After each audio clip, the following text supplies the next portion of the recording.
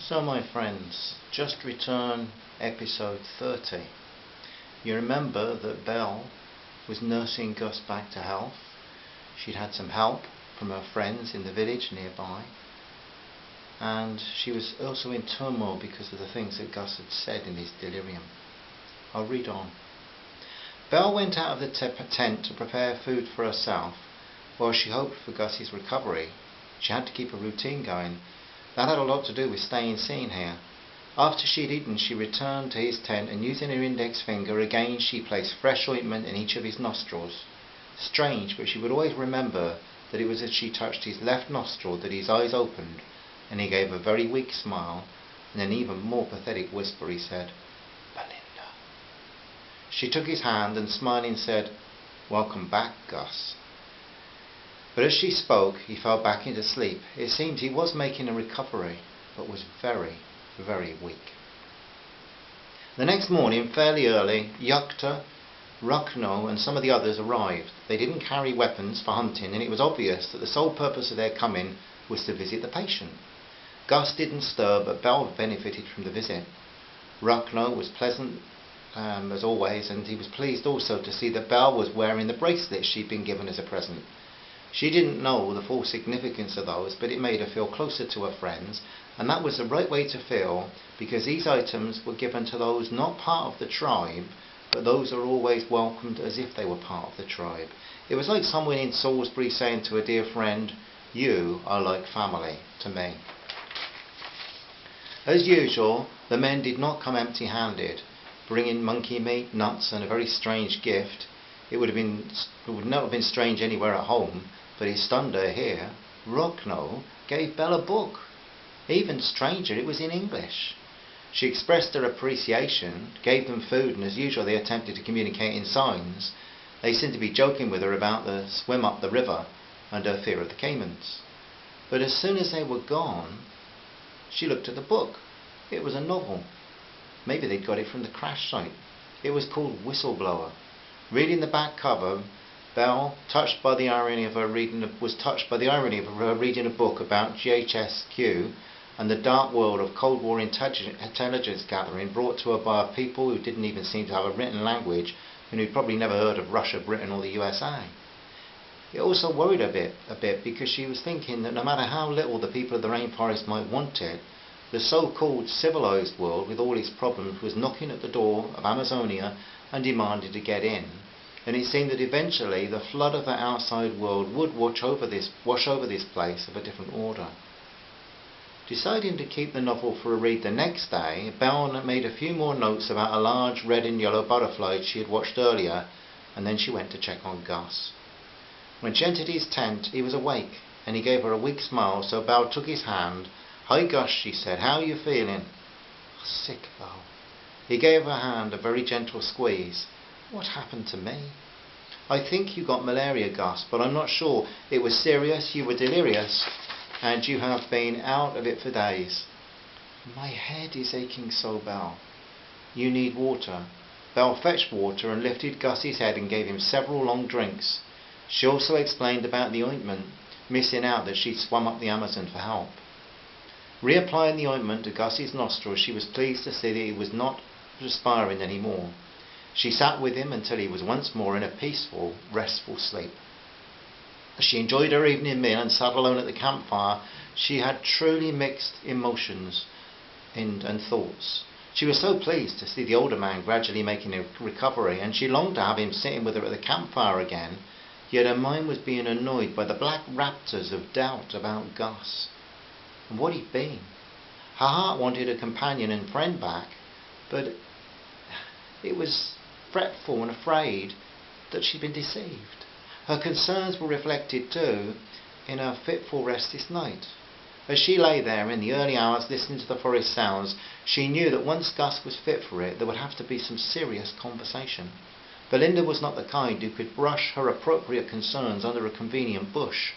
For good or bad, she needed to know why Gus had expressed the things that he had in his delirium. This next chapter in the original writing is called Date Set. Michael Saunderton had taken Christine Devlin out for a Sunday afternoon drive, and now they were sitting in his car in a car park near Bournemouth, looking out over the calm sea. Christine was wondering why she felt like a teenager whenever she was with Michael. He in turn was thinking what it was that this woman had done, so that his life could be so different. No longer had he the academic contentment that his gift in life was just to launch young people like missiles to have an impact on the world for the good of mankind. True, he still wanted that, but now there was something even stronger he wanted. He wanted this woman in his life always, yet he'd not really expressed his feelings, and nor had she. Was this the time, he wondered? Christine, I wanted to see you today to bring you up to date with things, but that's not all. He was a great believer in speaking to a face, if you want to speak to a heart. So he turned and looked into her gentle, pretty face, and he said, I don't know if you've been aware of it or not, but I've been contacting you far more than is necessary. She nodded. Why do you think that is? I'm not sure, Michael. I sometimes think you feel sorry for me. Sorry? Well, yes, I do. To lose your husband and now this happened to your daughter. Yes, I feel sorry for you, but that's not the real motivator. Do you have no idea why? I try not to think about it too much. I know that when this is over I'll miss you, and I try to prune what I feel. I don't want... Oh, it doesn't matter. But it does, Christine. Please say it. Michael, you're a very intelligent man with a career in a university that leaves me out in the cold. I'm a cleaner, a waitress. There's no shame in any of that. No, and you'll never find me being ashamed of what I am. But if we were books, I would be a here today, gone tomorrow paperback novel, and you would be a respectable and highly acclaimed hardbound reference work. We would probably not even be allowed in the same library, let alone on the same shelf. Your words are magic, do you know that? Oh, stop teasing me. I'm not teasing you. I wish I could put things like you do. However, while your words are poetic, I disagree with them. Michael, I don't want to get hurt.